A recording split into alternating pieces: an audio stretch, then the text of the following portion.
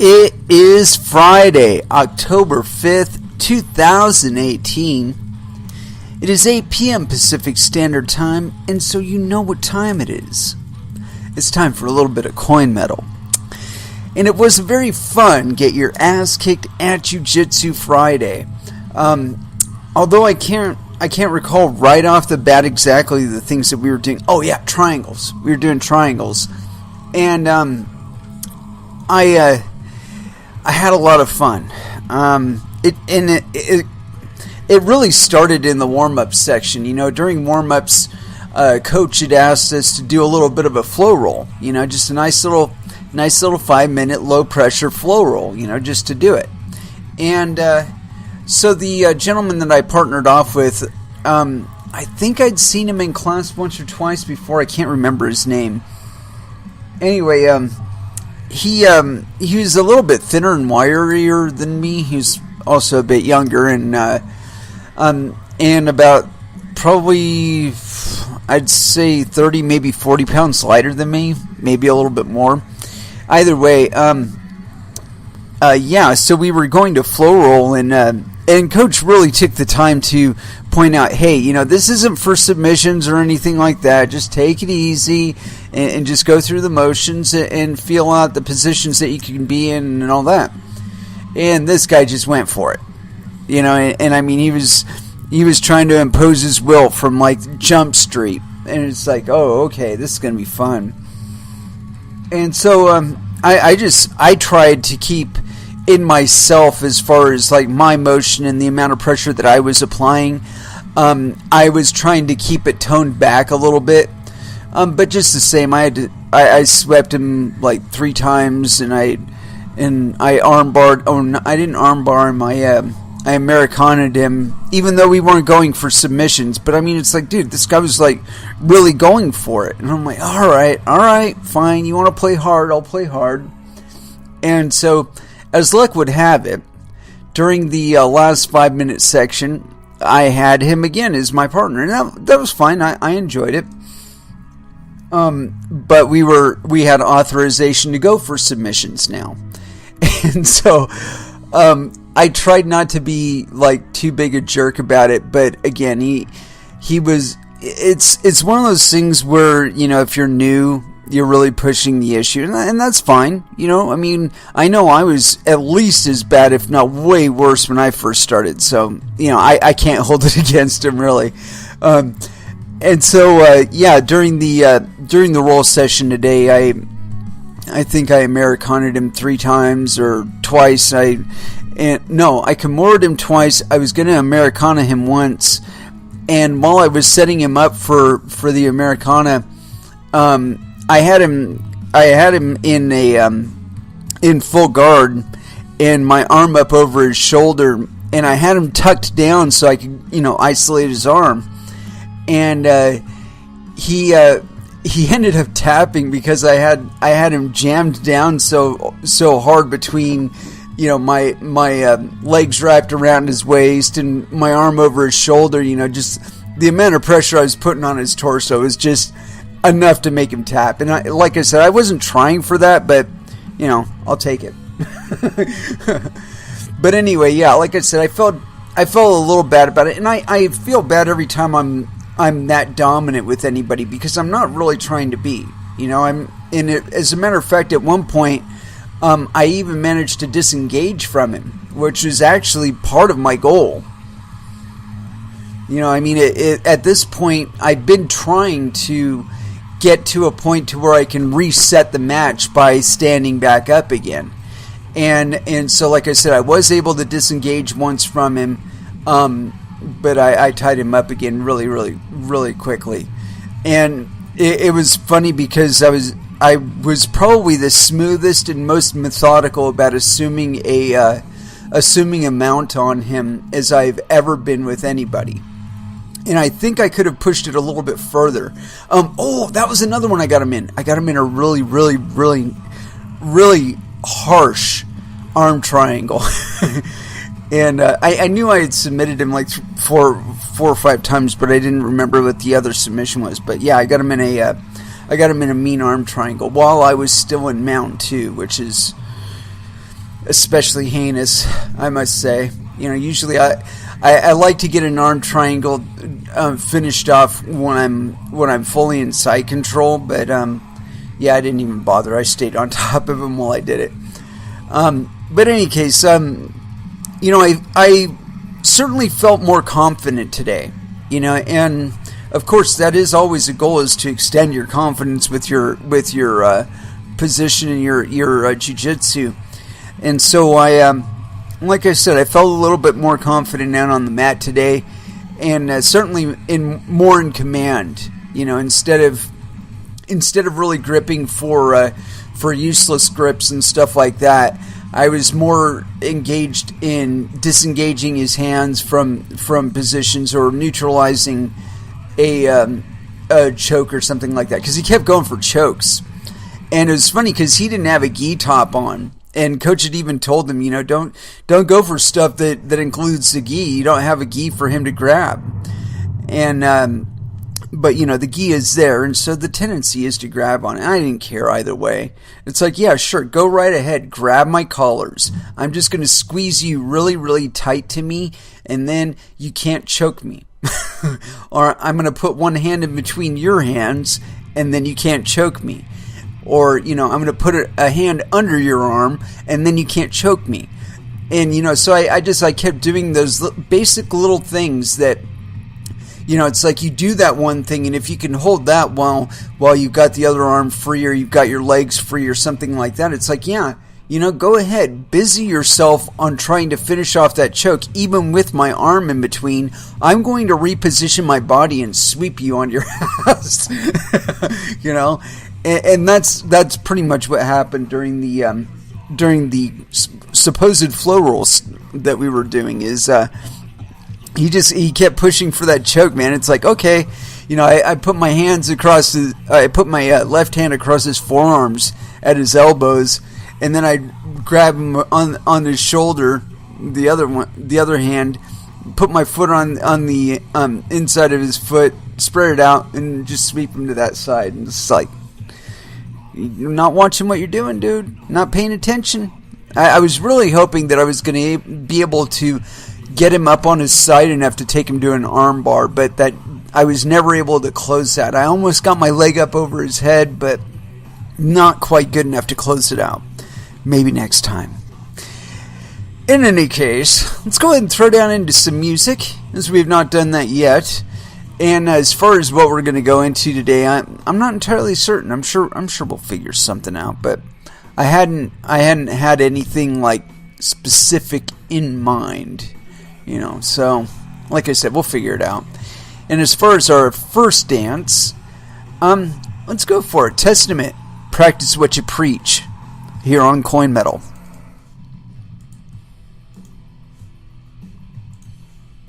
And that was Static X with Cuts You Up.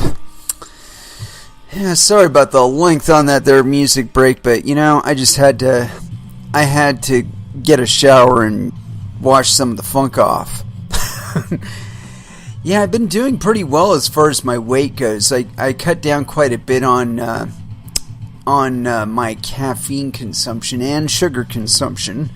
And so over the last, I don't know, probably 3 weeks, I think I've dropped an additional 3 or 4 pounds. I've been maintaining around 204 to 206. It's been the range I've been keeping within.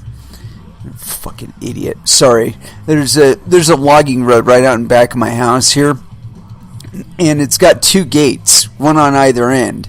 Well, apparently somewhere between the beginning and the end of it, there's been a connection, they've connected a road to it somehow or another. I'm sure the intention at some point or another is to pave this logging road, which won't work out very well.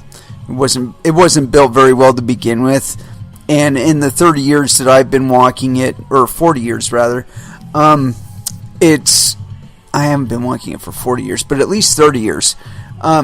It's been fucked up. It's like they repave it, and then we'll have a bad rain or something like that.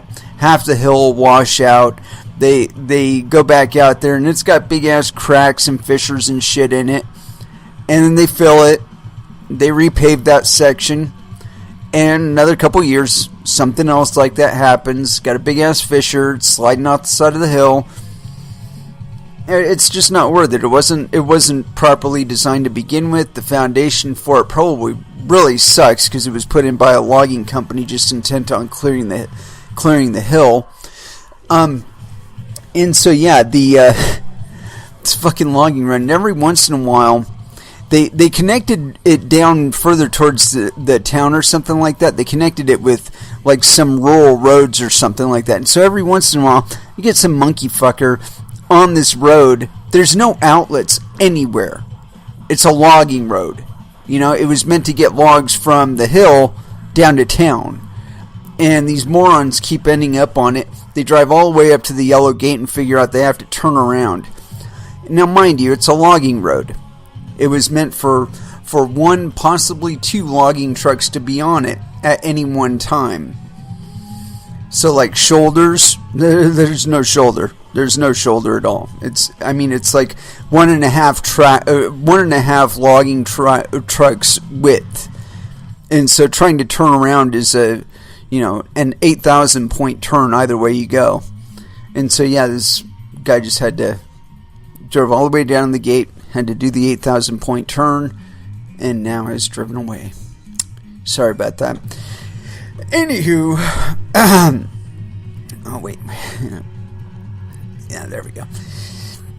Anyway, as far as what we're going to get into today, leave it to the trusty Twitter feed to give it to us. And I was just checking this during the last music break, and checking my Twitter feed rather, and I saw this, and I'm like, this is the subject matter we need. And sorry about the bag, fucking plastic bag. Anywho, and so yeah, this definitely sounded like something that I wanted to go through on here, and hopefully it's got a link in it so we can like read the reference material concerning this, because I'm kind of interested. And I think it would make fantastic fare for the evening. And but before we did this one, there was one other one I wanted to taste before this. And that's not it. That's not it. That's not it. Is that it? Nope, that's not it. Darn it, Jim. And that's not going to be it either. Damn it. No. Alright. Whatever. We're just going to stick with what we were going to launch with here.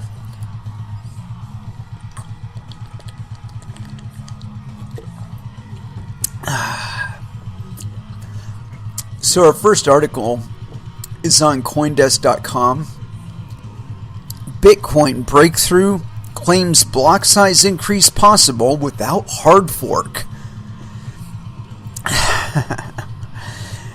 And this is authored by Alyssa Herdig, and it was authored on October 6th, 2018 at 3:07 UTC.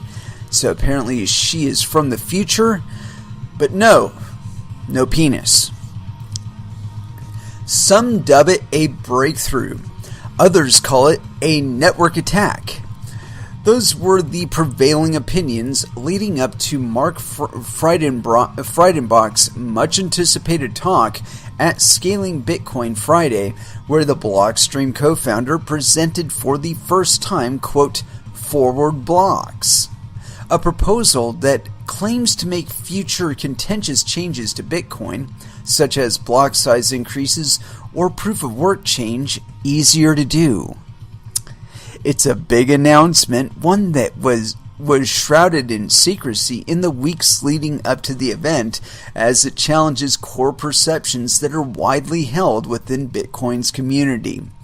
Chief among them is the assertion that massive changes can be made to Bitcoin in a backwards compatible way without asking every user to upgrade their hardware. Fucking Christ.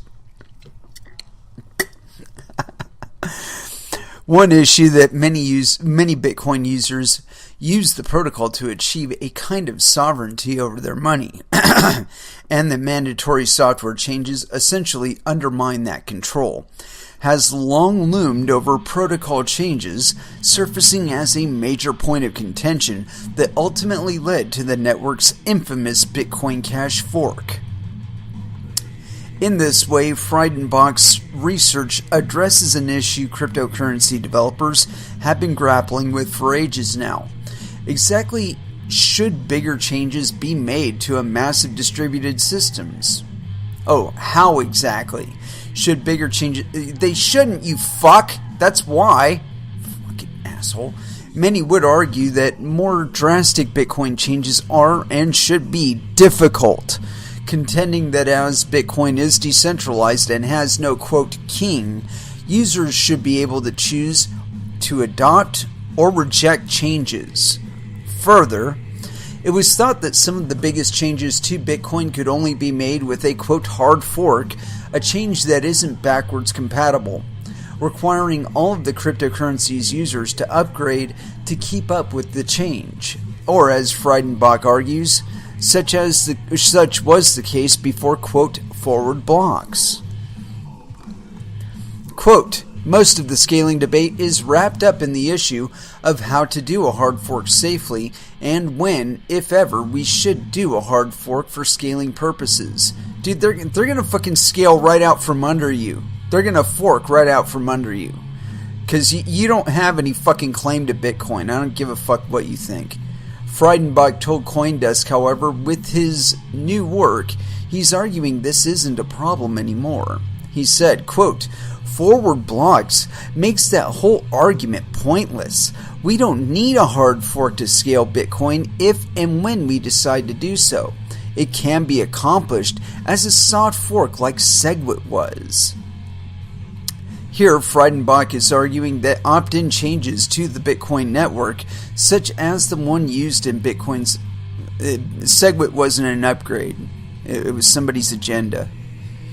But they call it an upgrade here. Could be used even for larger changes. Yeah. Fork mashup. A developer working in the background, Friedenbach's not particularly well known in cryptocurrency circles. He left a job developing space research apps at NASA to work on Bitcoin full-time, going on to work on the theory behind some possibly huge future changes, like boosting its smart contract functionality, so that users can make more complex types of transactions, and co-authoring the original Blockstream paper on sidechains, on shit chains. With all this under his belt, perhaps it's not surprising he took an interest in how to make changes to the cryptocurrency without any of the users actually saying they wanted it. Actually, it wasn't Bitcoin's block size, but a different code change that entirely prompted Friedenbach to look into the idea. Changing Bitcoin's proof-of-work algorithm, commonly seen as a check against those securing the network with powerful computing hardware, miners, from racking up too much power. As ASICs have creeped onto a number of blockchains that have sought to resist them over the past year, many have been advocating for a formal change to be made to Bitcoin. For example, in the SIA community, users recently decided after months of debate that they will enact the, quote, kill switch hard fork to kick out the current ASICs in power. Developers have generally thought a hard fork was the only way to make this change, making it a particularly contentious proposition. But as it turns out, forward blocks are helpful here as well, making it possible to execute a consensus change with soft fork rather than a hard fork. So, how do forward blocks work? In his new paper, Friedenbach describes the change as a sort of mashup of a variety of types of forks. In other words, lying to everybody. Let's check something out really quick here. Friedenbach. Let's see. Friedenbach. Yeah, Bach.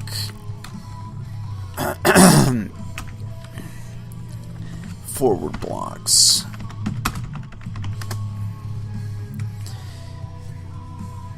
Yeah, there we go. These fucking people. Let's get this thing up here. Alright, cool. Well, it's only 17 pages, so that shouldn't be too big a deal to go through. Let's continue on. Developers have generally thought a hard fork was the only way to make this change, making it a particularly contentious proposition. But as it turns out, forward blocks are helpful as here as well. So how do forward blocks work? In his new paper, Friedenbach describes the change as a sort of mashup of a variety of types of forks. Quote, while each of these approaches individually have unacceptable trade-offs, it turns out remarkably that combining them all together, quote, cancels out most of the bad trade-offs while retaining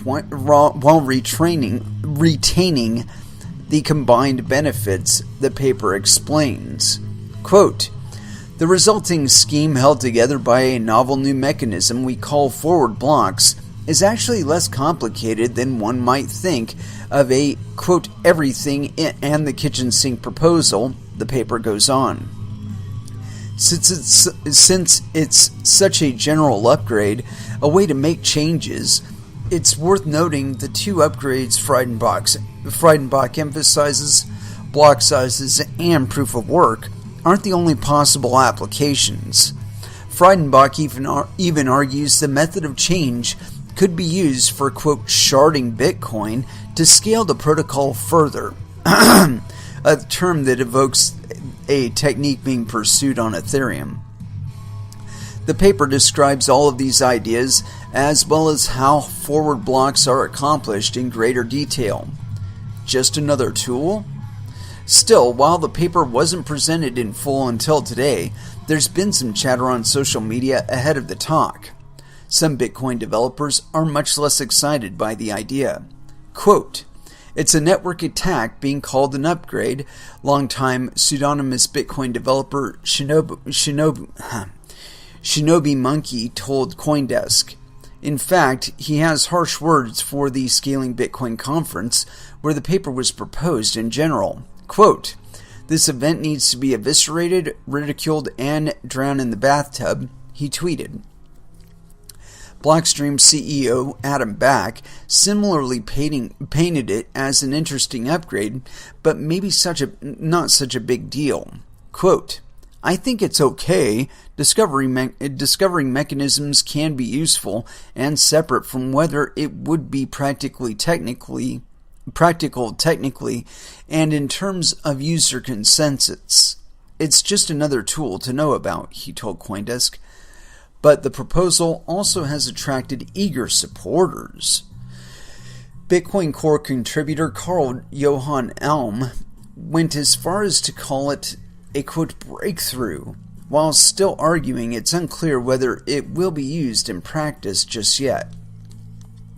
Regardless of what the outcome is, options are opening up to do things we didn't think could be done previously.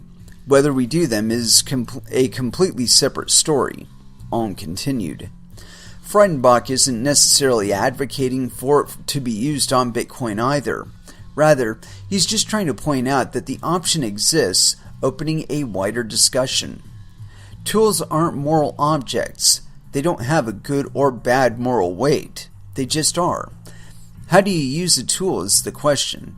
With respect to Bitcoin, this is not something that I have an opinion on, Friedenbach told CoinDesk. Time will tell if the Bitcoin community finds it's worth a try.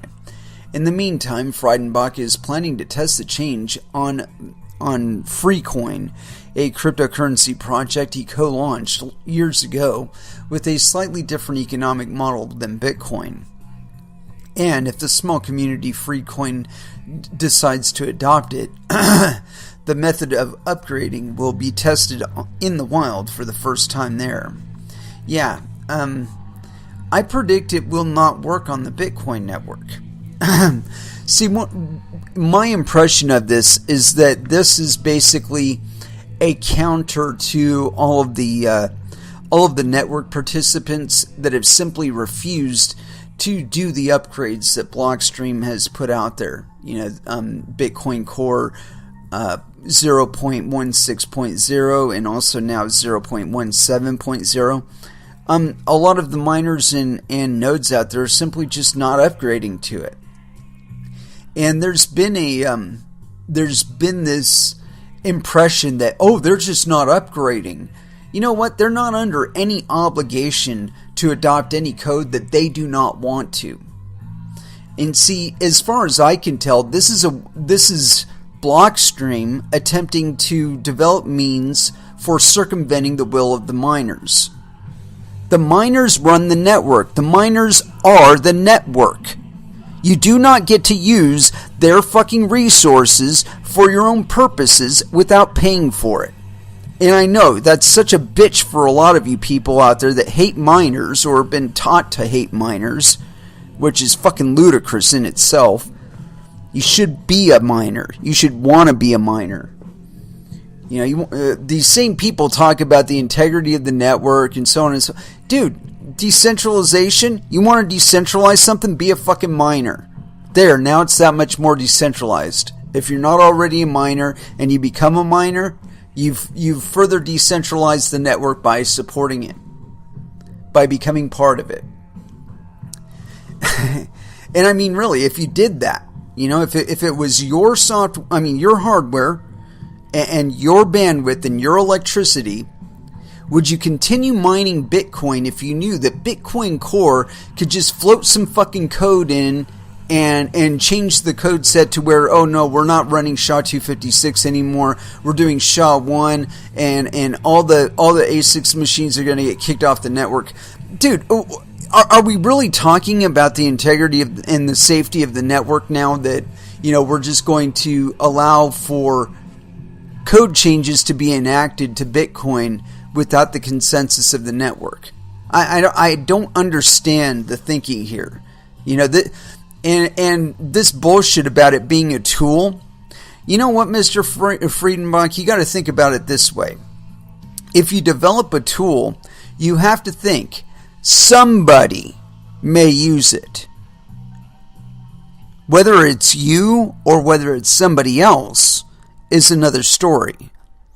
But if you put it out there, I mean, like, if you want to see an example of this, think about it, the nuclear bomb.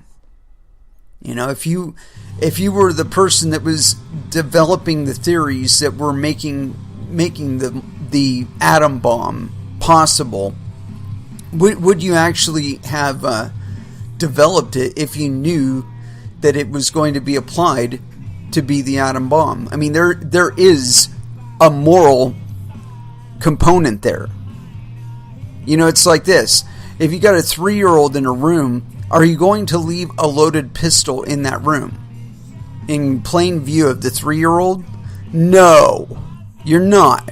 Because there's a statistical probability that the child is going to pick up the firearm and not have the same conscience about trigger well discipline and discharge the firearm, possibly injuring themselves or other people. So now, here you are, you've got this network, 10 years old, and you want to put this tool out there that can be used to alter the protocol without the consensus of the network. You've just put a loaded AR-15, or no, not even an AR-15, a fucking M4, i.e. fully automatic military grade AR class platform. Actually, it's not AR, it's because that's Armalite rifle. But you know what I mean, a fully loaded M4 in the room with a 14-year-old. That's what you've done. Fucking asshole. Tell me there's no fucking moral or ethical realm to this. Give me a fucking break.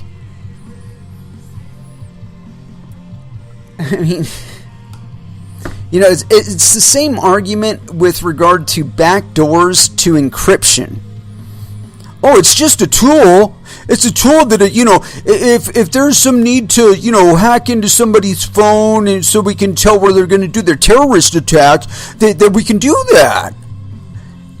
Now, if you float that shit by somebody who knows anything about cryptography, you float that shit by somebody who knows anything about cell phones and programming and all that other bullshit, and they're going to tell you to fuck off because they know what it means.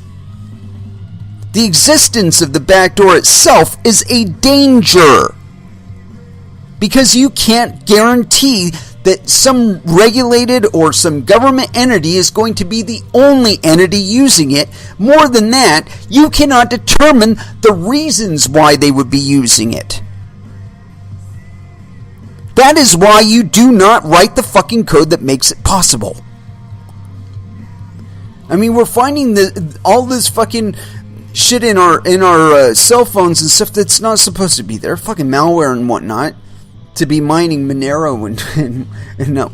I mean, really, you want to throw out there encryption, end-to-end encryption with a backdoor in it? Give me fuck you. But that's essentially what it seems like they want to do here, is because they can't get the consensus of the network or a significant enough amount of the network to adopt all of the shit that they want to introduce into Bitcoin. So they just want to invent this means of circumventing it. Now, what they don't understand is that they'll be developing a means that might be utilized by, say, maybe, I don't know, Goldman Sachs, or maybe the U.S. government. You know, maybe one day the U.S. government decides, let's go ahead and put a kibosh on Bitcoin. And they raid all of the homes of Blockstream employees, and they get them to give over the fucking code if it isn't freely available, which I'm sure it probably will be, as this is a Bitcoin project, i.e. open source project. There's fucking stupid people. Stupid fucking people. Anyway, let's see if we can confirm our fears here. I'd rather disabuse myself of them, honestly, but I want to see what this thing is all about. And so this is forward blocks, on-chain settlement capacity increases without the hard fork. And this is by Mark Friedenbach. Abstract. Segregated witness achieved a 2 to 3 fixed capacity increase for on-chain settlement by moving script and signature data out of the area constrained by the original 1 megabyte block size limit. Unfortunately, this approach could only be used to achieve a one-time increase, as there is no remaining unsigned transaction data of significant size that could be moved out of the transaction structure. The previously proposed concept of soft fork extension blocks involves entire transactions being moved into segregated data structures, which allows for limitless scaling at the cost of breaking the transaction graph. Alternately, simply removing or replacing block size and other aggregate limits preserves the transaction graph, but at the cost of let's see here. Where is it? I had to increase the size there. Alternatively, simply removing or replacing block size and other aggregate limits preserves the transaction graph, but at the cost of a hard fork cutoff event and significant transition risks and centralizing pressure that comes with any scheduled hard fork event. We introduced the concept of forward blocks, which combine the best of both approaches, enabling aggregate block limits on size and number of signature operations to be circumvented as a hard fork, while preserving the property of the spend graph, including all transactions and their witnesses, is seen by legacy clients. Effective block sizes of up to 14.33 gig of what? GWE? What's a fucking GWE? Or no, I'm sorry, that's 14.336 gigabytes. Can be achieved this way, permitting scaling up on-chain / settlement transaction volume to 3,584 times current levels if permitted by new consensus rules. The construction of forward blocks also makes possible changing the proof-of-work algorithm in a software-compatible way, either simultaneously dropping the aggregate limits or as a later reapplication of the concept in nested forward blocks. Other benefits of the implementation approach taken include the introduction of explicit sharding for better scaling properties, rebatable fee market for consensus fee detection, and smoothing out drops in minor subsidy. It also provides the necessary prerequisite protocol pieces for confidential transactions, Mimblewimble, unlinkable anonymous spends, and sidechains.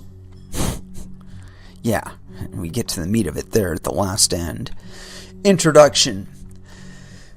The Bitcoin blockchain has a per-block aggregate limit that prevents the on-chain settlement capacity from increasing beyond fixed levels of, that's 4 megabytes block weight per 10-minute expectation. While segregated witness achieved a 2 to 3.6 time improvement in the settlement capacity by removing the witness data from the area of the block subject to classical limits, this was a one-time gain. There are no other large areas of block that can be safely segregated into their own data structures. Conventional wisdom is that on-chain settlement capacity of Bitcoin and Bitcoin-derived systems can only be increased by one of 4 different mechanisms. Taken individually, each approach comes with significant trade-offs. 1. Hard fork change. Hard fork. Change the consensus rules in a way that is not forwards compatible with old clients, ergo simply increasing the block weight limit, thereby requiring all nodes to upgrade by some flag day. While conceptually simple, the flag day requirement violates many of the underlying principles of decentralization from which Bitcoin lights. That's bullshit. That is complete bullshit. What principle of decentralization is violated by flagging whether or not you want to support a specific software implementation? That is the essence of decentralization. You present a possible implementation and people decide whether or not they want to implement it. If you get a consensus of people that want to implement it, it becomes it. Period. I don't understand how that violates decentralization at all. 2. Software validation rules for segregating entire transactions from the classically visible block structure in the form of a so-called extension block, which contains extra transactions beyond the classical limit. While being a soft fork, this category of solutions has the disadvantage of opaquely hiding the spend graph from unupgraded nodes, in contrast to segregated witness, which merely hid authorization information. An extension block approach will necessarily obscure entire transactions, including the inputs they spend and the outputs they generate from any unupgraded client. Some proposals even involve forcing empty non-extension blocks for the purpose of coercively shutting down the legacy network, forcing an upgrade via denial of service. Again, no, this violates the fucking principles of decentralization.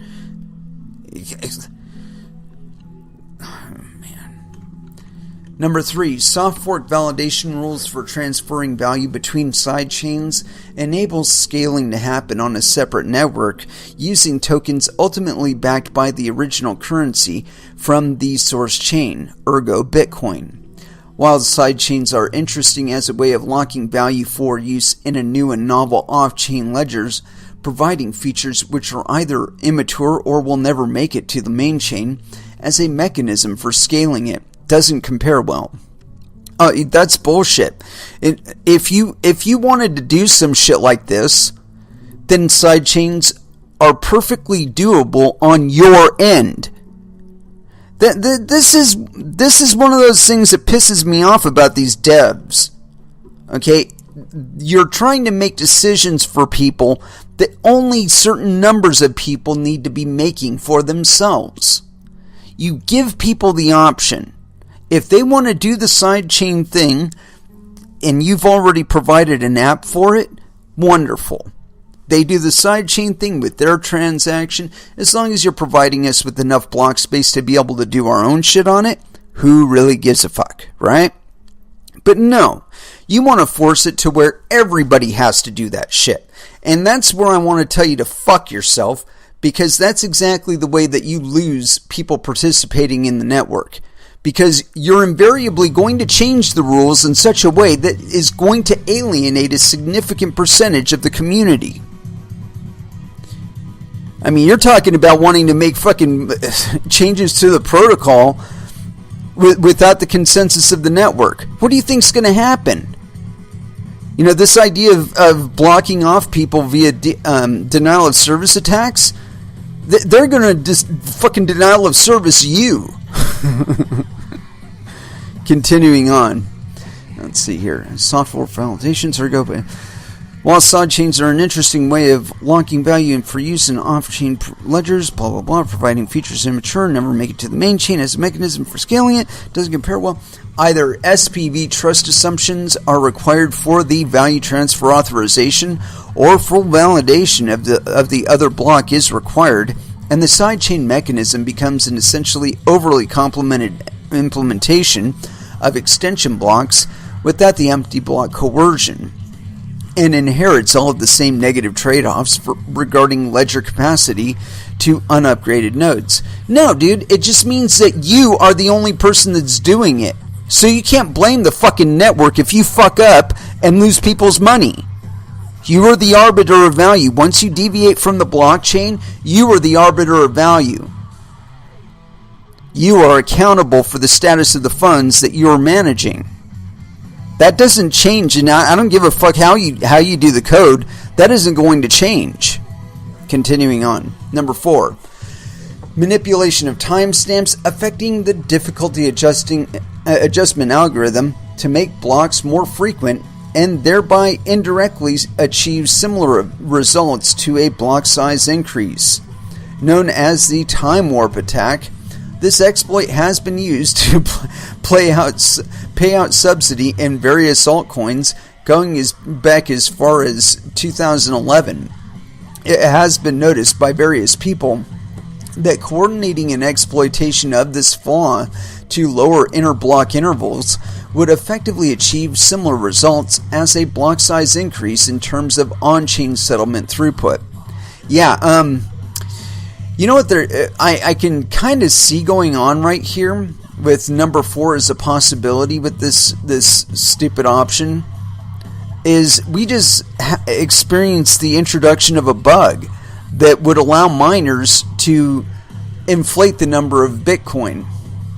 This would allow the possibility of a time warp attack so that they could be minting millions of fucking coins during the 10-minute block interval, and the rest of the network will be completely unable to do anything about it until these coins start showing up in circulation.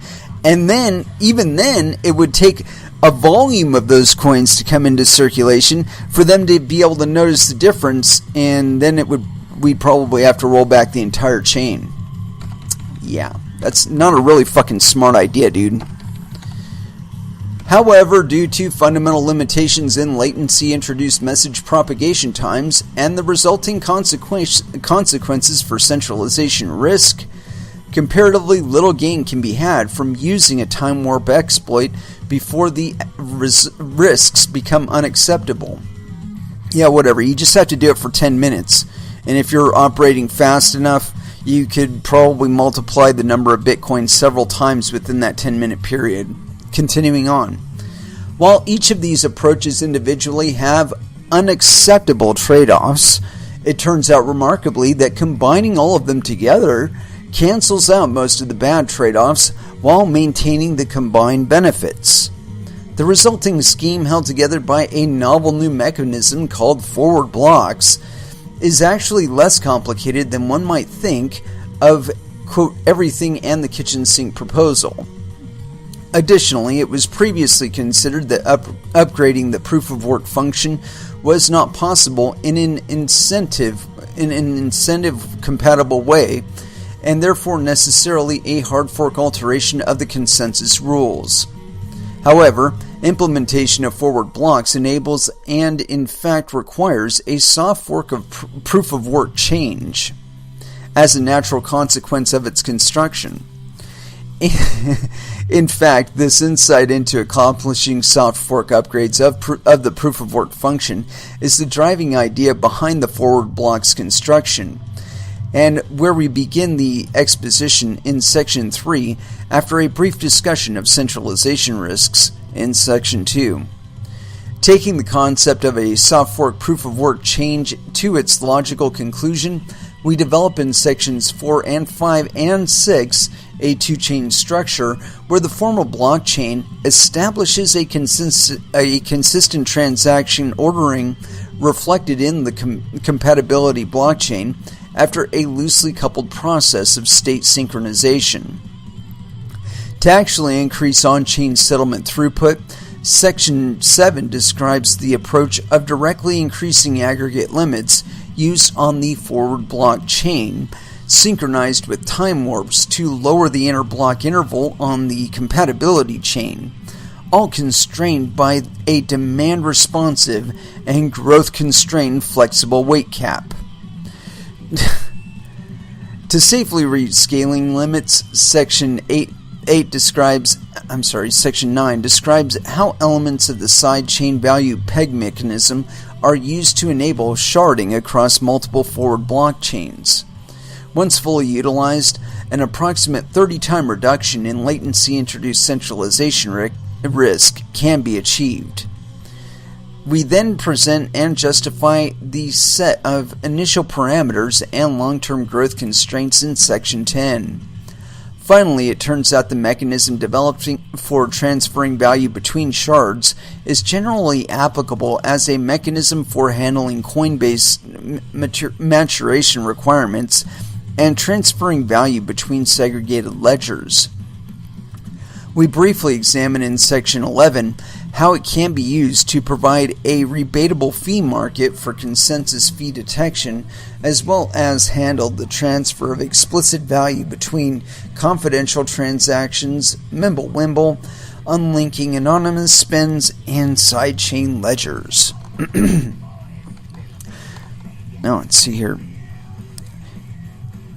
I was just checking the reference there's for the new proof-of-work algorithm idea. The new proof-of-work could be a variation of merged mining. However, should retiring existing mining hardware be deemed an anti-goal? Number 2, centralization risks of larger settlement throughput. Centralization risks in Bitcoin are generally concerning for two reasons: increasing cost of validation and decreasing censorship resistance. The cost of validation is the amount of resources, computation, memory, and bandwidth required to initialize and maintain a full node validator so as to be able to transact on the network without trusted third parties.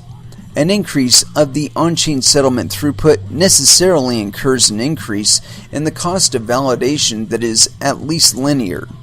In terms of magnitude, opinions differ, but we contend that it would be largely non-controversial to require that full node validation should require no more than the computational resources of a recent consumer laptop or desktop workstation and have bandwidth requirements met by the lesser of a tail-weighted average of bandwidth available to home internet users or cross-onion routing overlay networks with large anonymity sets. Censorship resistance is that property which results from the ability of any user to make a fair attempt at mining a block, with the chance of success proportional to their share of the hash rate, no matter how small, censorship being when another entity is able to unfairly control one's access to transact on the blockchain or unilaterally determine the order in which transactions are allowed to confirm. That's already going on. Resistance to censorship is achieved by ensuring anyone and everyone who desires the ability to mine blocks, if they so choose, and that the probability of finding a block and having that block accepted by the network and not later reorged out is precisely proportional to one's share of the hash power. So no matter how large or small that share is, no matter how large or small that share is. If Alice has twice as much hash power as Bob, then she has twice as much say into transactions ordering as him, but no more and no less. Since mining is by lottery, even a small percentage hash rate miner still has a chance to mine a block in due time. As the miner of a block determines the order of transactions contained within, so it is that censorship resistance is having control over ordering of transactions shared by all users, fairly weighted by hash power. Generally, on-chain settlement throughput can be increased in two ways: by allowing blocks to be mined more frequently, or by increasing the size of the blocks.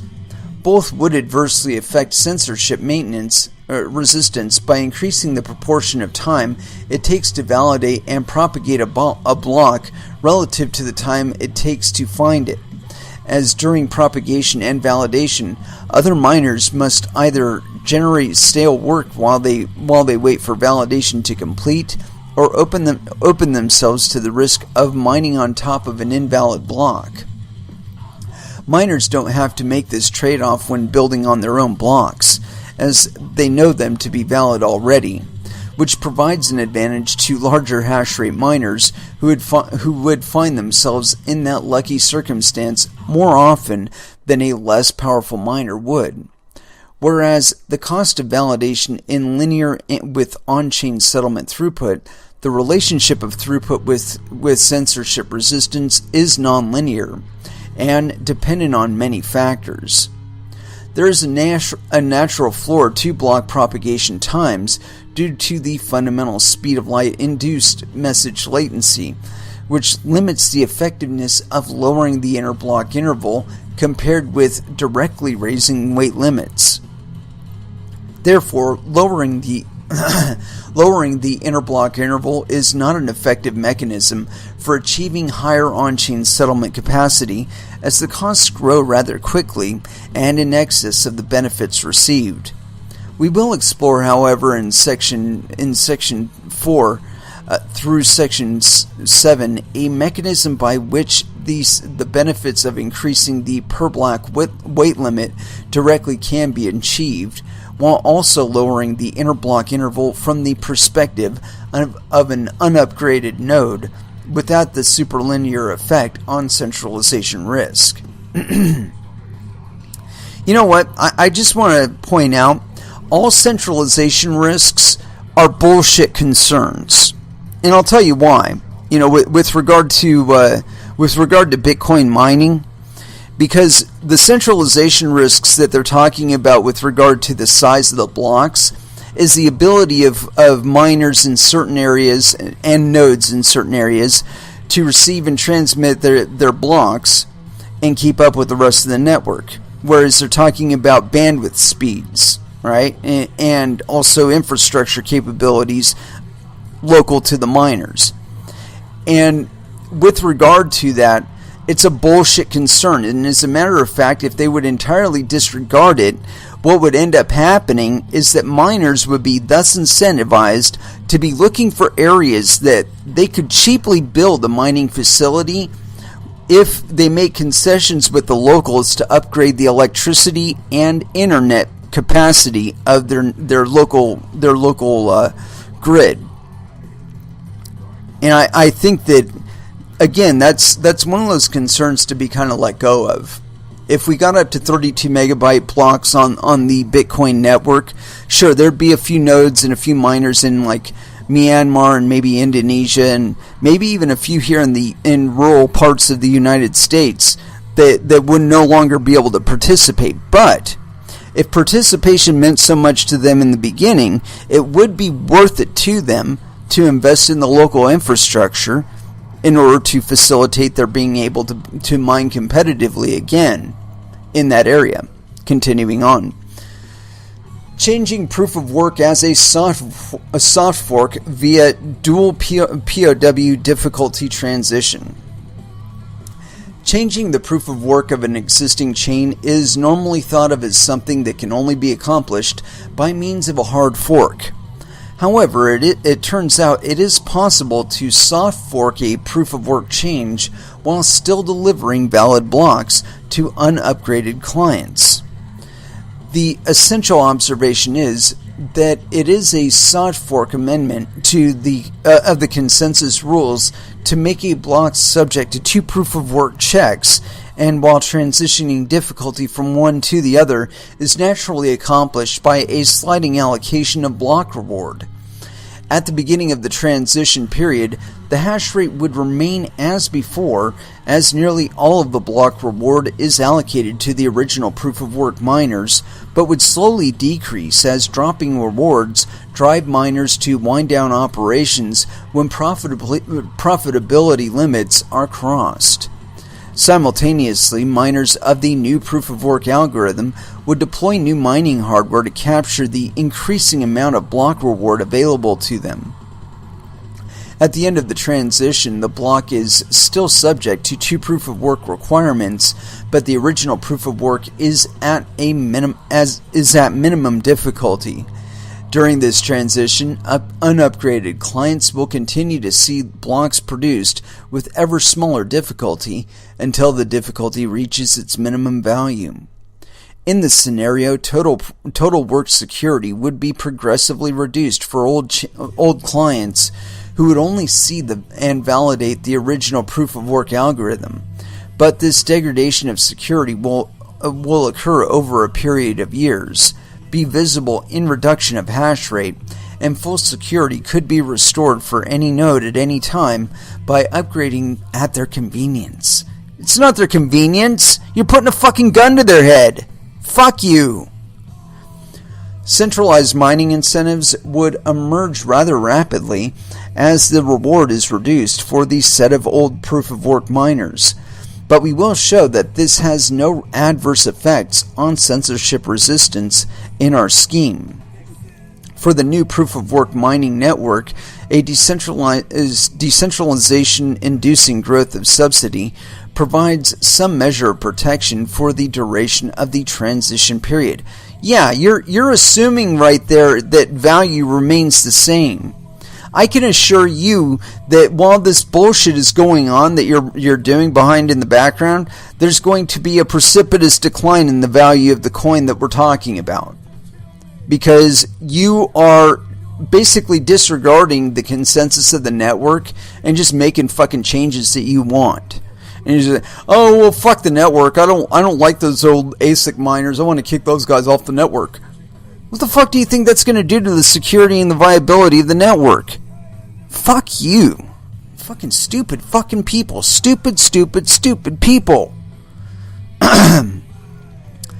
As stated so far, there remains the problem of providing the mechanism by which the sliding block reward is shared between 2 sets of miners and a dual proof-of-work setup where a single block is subject to both proof-of-work requirements. This requires some level of coordination between both sets of miners, and the more coordination that is required, the less decentralized mining can be. The solution we adopt instead is to have separate blockchains with loose synchronization of state, which sidesteps most of the coordination complications entirely. Fuck you! Which one is going to be Bitcoin? And who are you going to be to fucking tell the network which one is Bitcoin? Fucking stupid people. A. Merge mining is also a no-op proof-of-work upgrade. We do not wish to imply that this proposal is in any way an adversarial move against the current set of Bitcoin/double SHA-256 miners. The scheme we developed for performing a proof-of-work upgrade has other desirable benefits, and the fact that the scheme requires changing the work function is merely an artifact of how the mechanism works. Whether switching to a new proof-of-work algorithm that invalidates existing ASIC investments is desirable is outside of the scope of what is discussed here. Yeah, you completely disregard it because you know it's going to fuck shit up. Requiring a proof-of-work, quote, change, a necessary side effect of the scheme we are developing. Requiring a proof-of-work change is a necessary side effect of the scheme we are developing here. However, that new proof-of-work algorithm could be double SHA-256 merge mining, which would be a no-op proof-of-work, quote, upgrade. As all the same double SHA-256 ASIC hardware in use today would be able to simultaneously mine both, or at least could be made to do so with software or firmware upgrade. Or the new proof-of-work function could be something completely different, rendering most existing hardware useless once the difficulty transition is complete. Either approach is permitted by this proposal, and we make no further comment on what this choice should be, which is entirely orthogonal to the adoption of forward blocks as a scaling solution. 4. Loosely coupled chain dependency via forward blocks. Rather than have a single block subject to multiple proof-of-work checks, and all of the complications that would arise from that, we instead propose a diverging fork of the original chain, where the old proof-of-work miners look to the new proof-of-work blocks for ordering of transactions, and thus a consistent ledger is maintained. This new chain, which forces the ordering of transactions, is called the forward blockchain, and we will now build up the core concept in parts. A. Using, quote, forced hard fork to change work functions. To begin with, consider a hard fork proof-of-work upgrade. To begin with, consider a hard fork proof-of-work upgrade with no replay protections. At a specified activation height, the new set of miners fork off from the historical chain, creating blocks conforming to the new proof-of-work requirement, and carry over the same set of transactions in their mempool for inclusion in future blocks. The rules for transaction validation remain identical to the original chain, but any block-level consensus rules, such as aggregate limits, are free to be changed without regard for compatibility with existing clients, as forward compatibility is necessarily broken already. Now combine with this what has been variously called forced hard forks, soft hard forks, or evil forks.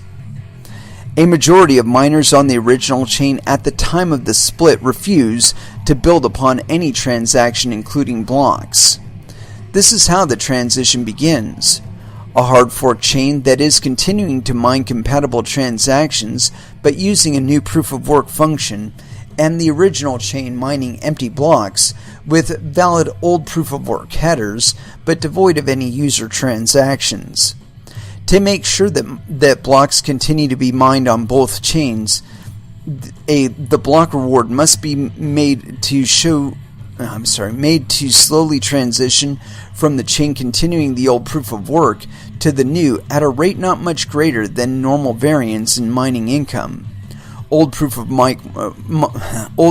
work miners would witness their income slowly dropping, while new proof of work miners start receiving equivalent increases in their block rewards. Dude, this completely deviates from the entire need for the consensus of the miners. This is just the devs or whoever it is that is going to be putting out the flags for this modification in the protocol. They put up their fucking flag and bam, as soon as the block height requirement is hit, their shit goes into effect and the miners don't know it until it's too late. That's fucking bullshit, man. That is fucking bullshit. That completely disincentivize maintaining any kind of mining on the network. If the miners know those rule adaptations are possible on that network, they are not going to support that network. I know I wouldn't. If I knew that somebody could fucking develop the fucking coin right out from under me being able to receive block rewards and being able to mine valid transactions, I wouldn't even bother. I wouldn't even bother. I'd start mining Bitcoin Cash or Verge or Litecoin or Monero or anybody else that isn't trying to pull this bullshit on their miners. I certainly wouldn't do this though. Continuing on. Over time, less efficient old proof-of-work miners will wind down their mining operations, causing a ramp down of difficulty in proportion to the reduction in block reward. At the same time, investments in new proof-of-work mining hardware to capture the growing share of block rewards on that chain will drive its mining difficulty and security up. As the name implies, just one thing, this gives you a picture of why Blockstream invested a shit ton of money in miners. They intend to be able to just fucking shift the protocol right out from under you. Continuing on. As the name implies, the forced hard fork scenario was designed to force old nodes to upgrade to newer software versions which understand the new proof-of-work extension blocks where transactions actually reside, as otherwise they are unable to witness any transaction confirm. It is considered by some to be, quote, safe because old nodes can't be tricked into seeing a different spend history on the old chain compared to the new. But sometimes not being aware of transactions can be just as dangerous as seeing the wrong transactions. Ergo, not seeing a channel closure from old state. Yeah, he's talking about fucking payment channels there. Fuck you! You fucking people are stupid! You have no idea what you're fucking doing to Bitcoin with this bullshit. Continuing. And it is coercive in requiring an upgrade. Yeah, it completely violates the idea of consensus too, fuckhole. In the next two subsections, we will explore how we can restore transaction processing on the old proof-of-work chain without risking a divergent history.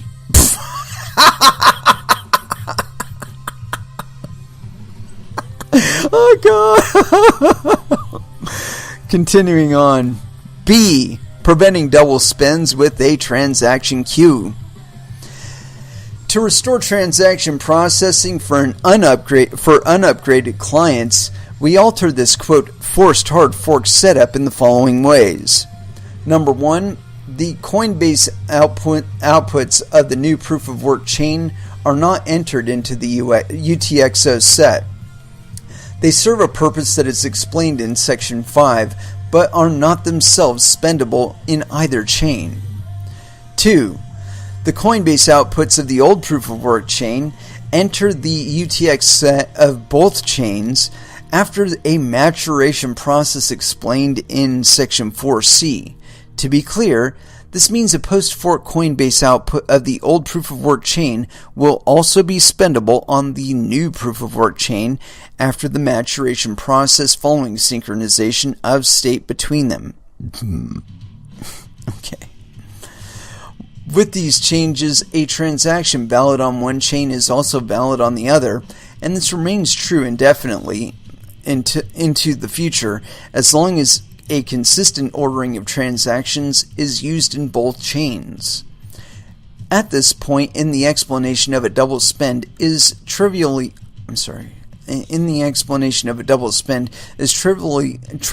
not possible because the old proof-of-work chain lacks any transactions at all, other than its Coinbase. So UTXO set compatibility may seem an academic concern. But we now relax this restriction without enabling transaction history to diverge. Number 3, the Coinbase of the old proof-of-work chain is allowed to commit block headers of the new chain if doing so extends the chain of known headers to a more work tip of equal or greater height than was previously known from prior commitments. Number 4, if at any time a header is buried by n or more further block headers in the same chain, then the buried header is locked in and cannot be subject to a later header commitment reorg except by reorging the old proof-of-work chain to remove the nth commitment. Number 5, should an attempt to be made to commit to a chain of block headers that would reorg an already locked-in header, or even just remove its locked-in/nth confirmation status, the block containing that commitment is invalid. 6. Adding an nth confirmation of a block requires that buried and now locked-in header reference a valid block. Thus, full block validation of the other chain is allowed to happen asynchronously during the maturation period. Who determines the maturation period? While any block referenced by a locked-in header must be valid. It also means that a block header commitment could be to an invalid block, but only so long as that block header never receives an nth confirmation, or else the block containing that nth confirmation commitment is invalid. 7. Once the proof-of-work chain has accumulated n confirmations of a new chain block header, resulting in that new chain block acquiring quote, locked-in status, the transactions in that block are added to the end of a first-in, first-out transaction queue.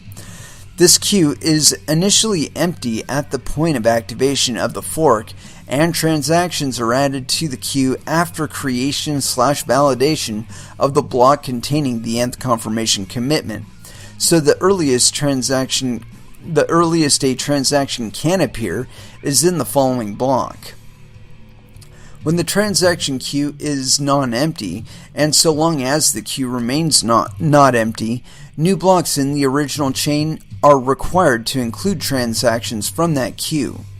In order for as long as the next transaction in the queue is valid, and including it would not violate aggregate limits for the block. A transaction will only ever be invalid for reasons of finality, time locks or sequence locks, or Coinbase maturity, both being infrequent edge cases that resolve with time, after which blocks contain transactions again, pulling from the queue where the transaction processing stopped. Observe that we have now restored transaction processing on the old chain without permitting divergent history, since the selection and ordering of transactions from the old chain is fully determined by the lock-in of the block header commitments to the new chain, itself an irreversible process within the context of a single chain history. A large reorganization of the new chain can still be handled, but at the cost of requiring a reorg of the original chain to a point before the nth confirmation of the point of divergence. Simply put, the miners of the new chain provide a deterministic order of transactions which must be followed by in the continuation of the original chain after the point of activation. The old proof-of-work miners individually lose their control over transaction selection, as that is now fully determined by the most confirmed work of the new proof-of-work chain. To prevent divergent UTXO sets, the Coinbase outputs of the old chain are used to collect fees, pay out miners of both chains, and other purposes requiring Coinbase maturation by a process explained in Section 4C and Section 5. The purpose of the new proof-of-work chain is to provide a transaction ordering which must be used by the old proof-of-work miners in the construction of their blocks. For this reason, the new proof-of-work block, called a forward block, and the new chain, the forward blockchain, in analogy to the concept in finance and real estate of forward transaction, the purchase of a good or service or property now at a certain price for delivery on a fixed future date, or the quote forward observer of an infantry battalion which scouts in advance the route taken by a unit on the move.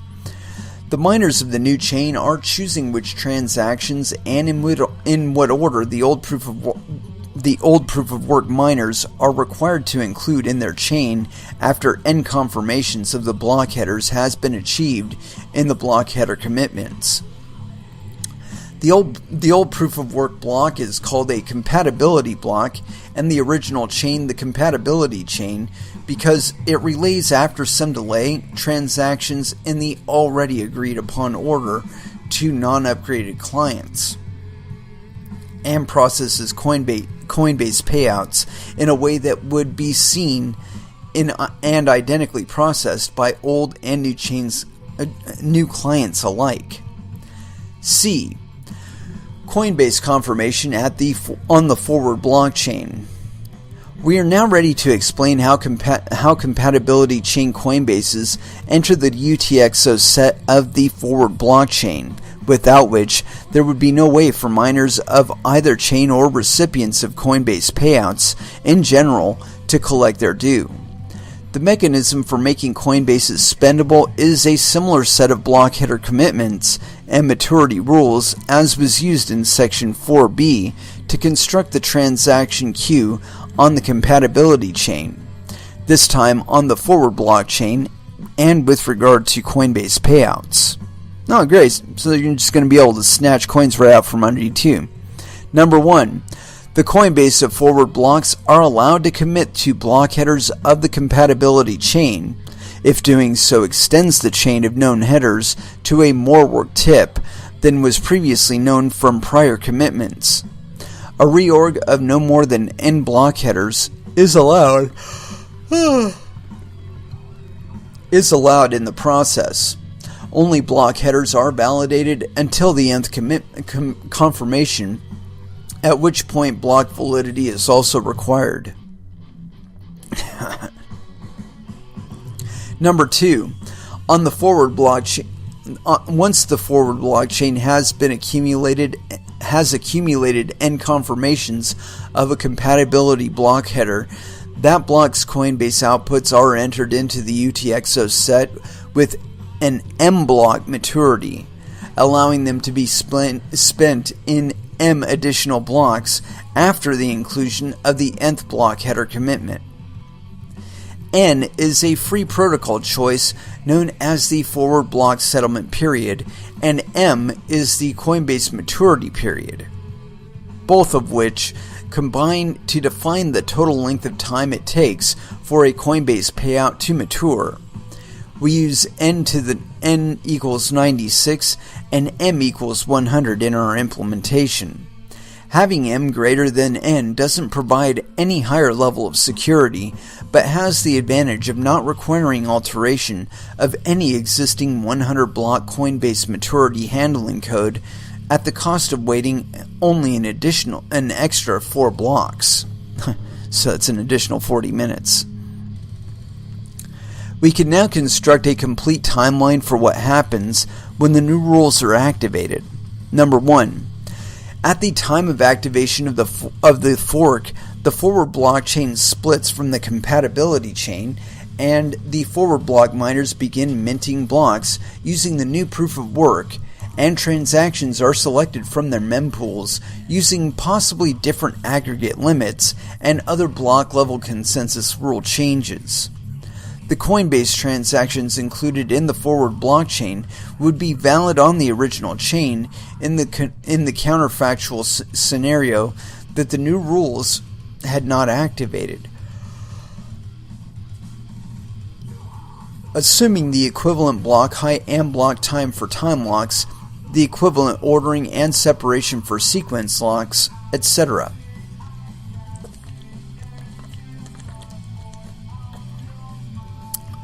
Number 2. Simultaneously, the upgraded original proof-of-work miners, constituting a supermajority of hash power at the time of activation, begin mining blocks for the compatibility chain, initially consisting of only a Coinbase transaction, which may have 0, 1, or more commitments to new proof-of-work forward block headers. Number 3. As blocks progress on the compatibility chain, forward block miners include reciprocal commitments in the Coinbases of their own forward blocks to the advancing tip of the old proof-of-work compatibility chain. 4. When in either chain, knowledge of the other exceeds n blocks past the point of fork, asymmetrical effects occur. A. Once the compatibility chain has added knowledge of a forward chain tip n or more blocks beyond the point of fork, transactions other than the Coinbase and forward blocks with n or more known confirmations are added to the transaction queue in the same order as were seen in the forward block chain. Starting with the very next block, compatibility chain miners now reject any compatibility block which does not draw from the transaction queue filled by prior blocks in the order added, allowing for less than full blocks only when the next transaction in the queue breaks a finality or maturation rule. B. Once the forward chain has added knowledge of a compatibility chain tip n or more blocks beyond the point of fork, the Coinbase outputs of compatibility blocks with n or more known confirmations are added to the UTXO set and become spendable after an m-block maturity period. For an upgraded wallet, confirmations on the forward blockchain are the only confirmations that matter, as later confirmation on the compatibility chain is predetermined. No, is assumed, not predetermined. For a non-upgraded wallet, there is a perceptible and persistent delay in confirmation on the original compatibility chain that they see, but transactions do eventually confirm and progress is made. So as long as applications are written to gracefully handle confirmation delays, applications running against pre-fork versions of the client software will continue to work during the transition. Yeah, so nobody will know that it's happening. 5. Managing the shared Coinbase payout queue. A necessary condition for transaction compatibility across the forward block and compatibility chains is that the forward block Coinbase outputs not enter the UTXO set, as they are not visible to unupgraded nodes following the compatibility chain, and any transaction spending such outputs would be considered invalid by those nodes. However, it is necessary that the forward block miners be able to collect subsidy and fees and generally be paid for the work that they do, which is a hard thing to accomplish when the outputs they have control over are unspendable. To solve this problem, we provide a mechanism for delayed cross-chain state synchronization and use the block reward on the compatibility chain to pay out both sets of miners. Don't you just double the number of coins then if you're paying out both sets of miners? In doing so, we develop a mechanism for synchronizing state across chains or separate ledgers, generally which we will reuse in our discussions of sharding in Section 9 and potential future privacy-enhancing extensions in Section 6. However, the best way to introduce this mechanism is through one other solution it is designed to solve, providing a smooth difficulty transition between the old and new proof-of-work functions, which we will cover in Section 6. But first we cover in this section the basic underlying mechanisms involved. Forward compatibility demands that all block rewards, subsidy, and fees be processed in the compatibility blockchain. However, payouts for both groups of miners are unconnected to whatever block reward happens to be available to a specific compatibility block. We resolve this issue by aggregating block rewards into a common fund that is used to pay out miners on a first-in, first-out basis. Let's see. Specifically, number 1, forward block miners are allowed a portion of the subsidy and fees of the blocks they mine. They specify the desired destination for these funds in the dummy outputs of their Coinbase transactions. Number 2, compatibility block miners are allotted a portion of the remaining blocked reward from already locked in forward blocks. They too specify the desired destination for their share of the Coinbase reward in a special commitment in their blocks. The mechanism for dividing block reward between the forward and compatibility miners is the topic of Section 6. Suffice to say, there is a fair mechanism for determining how much of the subsidy and fees are allocated to each set of miners, and the reward made available to compatibility chain miners, which depends on the stochastic forward block finding rate, is smoothed out. When a compatibility block is processed, the desired outputs of the compatibility block miner are added to a first-in, first-out Coinbase payout queue. The Coinbase outputs of any forward block that achieves its nth confirmation and locked-in status is also added to the end of this queue. The Coinbase of the compatibility block is required to pay out the collected subsidy and fees to outputs pulled from the payout queue in order. If there is an insufficient reward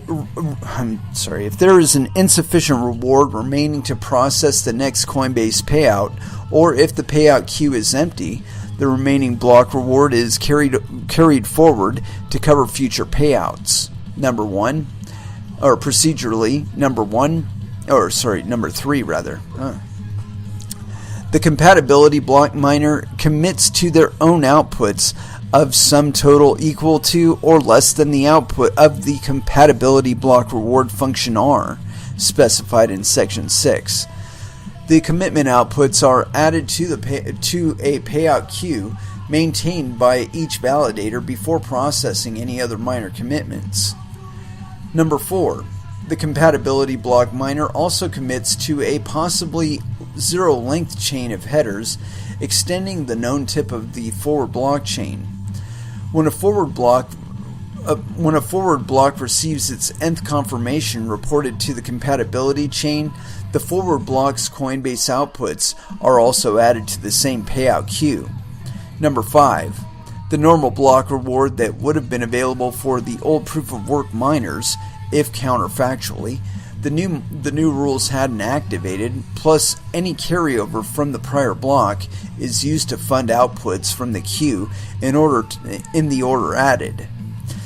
If at any point there is insufficient funds to pay out the next output, or if the payout queue is empty, the remaining block reward is put into a special carry forward output. Once the compatibility block receives end confirmations in block headers reported to the forward blockchain, all the outputs of its Coinbase except for the carry forward output are entered into the UTXO set of the forward blockchain with an M block maturity period. Number 7. Once the carry forward output matures, according to the compatibility block rules, it is spent by a special miner-generated transaction, the last transaction of the block in which it became spendable. If there are still payouts to be made from the payout queue, the necessary amount of funds are released as quote fee to be collected in the Coinbase and paid out. Otherwise, the remaining funds are placed in a carry forward output of this transaction to process the Coinbase payouts of the next block or as needed in the future. Compatibility chain miners are required to process outputs, meaning include the payout in the block's Coinbase transaction, taken from the payout queue in order until one of the three stopping conditions are reached. Number 1, the payout queue is exhausted. Number 2, the block reward and carry forward balance combined is less than the next item in the payout queue. Or number 3, adding additional Coinbase outputs would exceed aggregate block limits. Remaining funds from the block reward and carry forward balance are placed in the Coinbase and last transaction carry forward outputs respectively. One final rule settles contention between use of block space for making Coinbase payouts and processing transactions. 8. The Coinbase payout queue is processed before the miner commitments or the transaction queue, so the contribution of the Coinbase towards aggregate block limits is known. The above rules are consensus enforced. Blocks are considered invalid if they do not adhere to all of the above rules. Now we have the right pieces in place to explain how mining rewards are claimed by both sets of miners. And let me get a sip of something really quick here.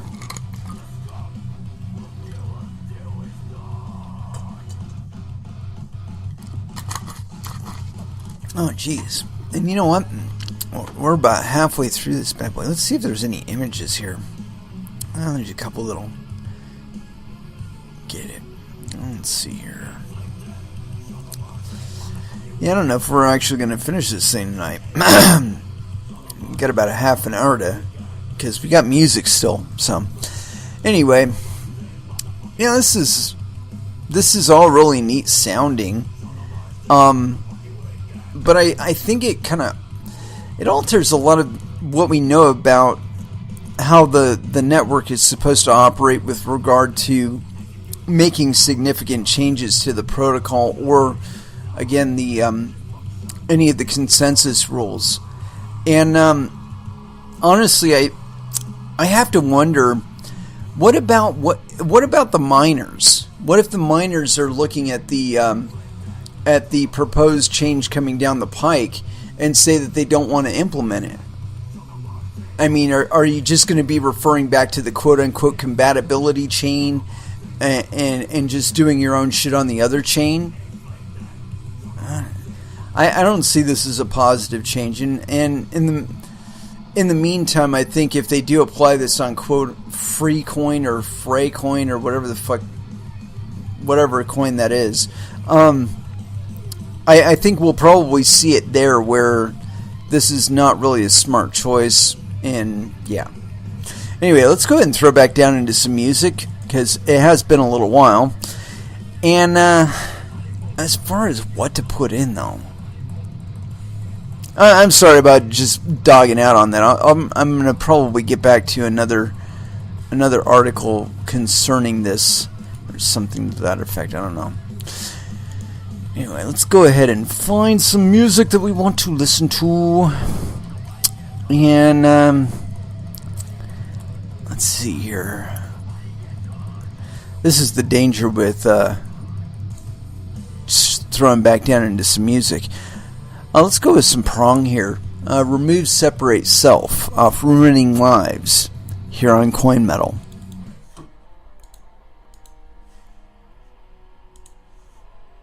The last one there was Testament with Nightmare. Yeah, I have been seeing this this trend where the people that are doing mining, beyond things of like pushing their own agendas or whatnot, I think a lot more of them are starting to understand the ultimate power and responsibility that does fit on their shoulders, that they do assume onto themselves. You guys are the network, you are the networks. There are multiple networks out there, and that's something that I think that Core and a few other personalities in this space seem to forget, is that unlike a lot of implied democracies or whatever, this space is really determined by its rules, its parameters of operation, all that is determined by the people that are actually participating in it. The idea that we need to upgrade just because you say we need to upgrade because it's pursuing your agenda and pushing your roadmap, that whole idea is pretty passé and old-fashioned, man. If it's your hardware, you have the right to determine exactly how it's going to be used. And I think that when there is a realignment, when we do see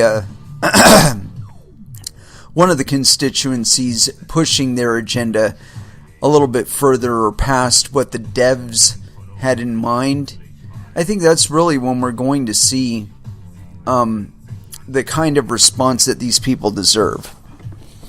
I mean, introducing the idea of soft forking or hard forking the code or the consensus protocol or the protocol rules or anything like that right out from under the miners, because let's consider what they were talking about there with multiple attacks. They include the time warp attack that would allow a constituency of miners to generate however many blocks they want within the block interval period. So while the network is saying, hey, we're doing this, they could be doing something completely different. And more importantly, they could be doing it on the second layer, okay, that suggests back to the reference layer all of the changes that they want made. Because the reference layer, or the miners in this case, the majority of the network, they have to process the transactions according to the other layer that this paper was talking about. And so if there are rules or implementations being applied that they probably won't even know about it.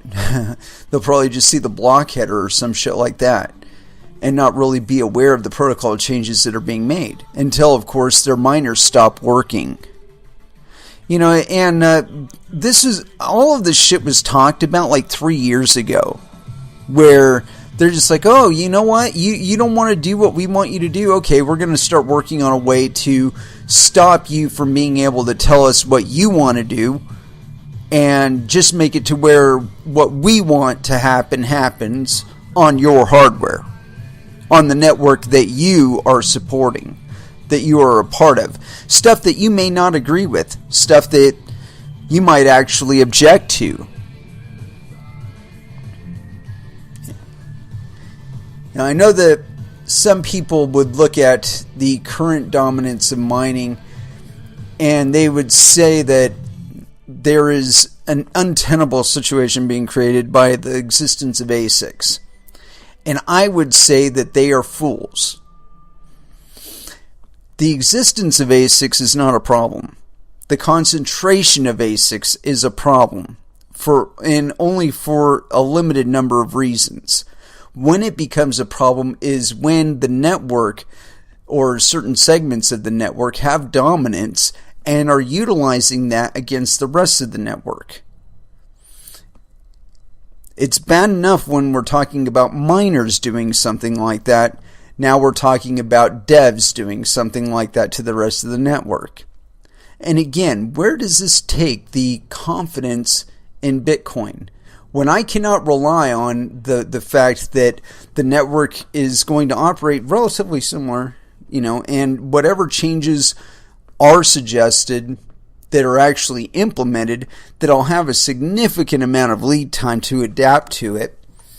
I find that I find it very bad. I don't think it's a good idea at all. Where, like I was saying before, where there was the quote-unquote bug that would allow that would allow miners to create as many blocks as they wanted to. Now imagine we have this layer, right? And they create as many blocks as they want to, right? And as many coins as they want to, and they're doing it ahead of everybody on the forward quote-unquote blockchain. and the rest of the network doesn't have any choice but to accept their work because, well, it's coming from them, man. We got to trust it because, it's coming from them. Again, I think this is a disassociation from the rubber hitting the road because the miners are supposed to be working this shit out. It's not supposed to be something that's handed to them. They are supposed to be doing the quote-unquote work, the proof of work. Not taking a bunch of work that's already been done for them and just hashing it into the fucking blockchain. I cannot express how dangerous I think that idea is. The forward blocks idea. Because again, they're talking about binding protocol changes to block headers, right? So imagine this, where in a 10-minute period you've got this group, they're utilizing the bug to create excessive blocks. They're using their advantage of what they're doing, the fact that they have the information for the blocks. And they pre-mine, they use like a wormhole attack. They pre-mine a shit ton of blocks, and they bury all of the protocol changes sequentially so that when the network receives it, it doesn't know about these flags until they've already been enacted. The block height will get enacted, right? The block height will get hit on a block, and then the changes will take place probably even retroactively. So I can see that this is a coordinated attack. This is not a random thing, man. All of these elements are part of a coordinated attack to displace the network from the miners, from the public miners, and put them onto a set of private miners. Or at least the public network will be reprocessing the work of private miners. And so things like double spends and an unknown volume of coins in existence, all that shit will be possible under this rubric. And then on top of it, if you consider that the transactions themselves will be either initiating or terminating transactions for off-chain transactions, there's all kinds of room for fuckery here. You're disassociating the transaction processing from the network.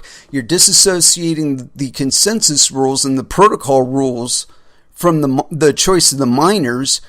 What the fuck? What else are you going to take away from them before they simply stop mining your fucking chain and everybody who does own Bitcoin sells it for Bitcoin Cash? What the fuck are you going to do then? We'll be going on with Satoshi's real vision. We'll probably kick Craig to the curb. And you guys are going to be left with your dicks in your hands. And either that or the rest of the network will simply fork you. Anyway, it is with that I want to close out this episode. We will be back again on Monday at 8 p.m. Pacific Standard Time. And so until then, I'd like y'all to trade safe. Do your homework. And watch out for your own bunghole, because it's kind of obvious that Core is out to steal it. Thank you very, very much for listening. I certainly do appreciate the support. We will be back, like I said, on Monday. So until then, y'all have an excellent weekend. As far as our last dance, it's got to be 9 Inch Nails, The Hand That Feeds. Thank you again for listening, and y'all have an excellent evening.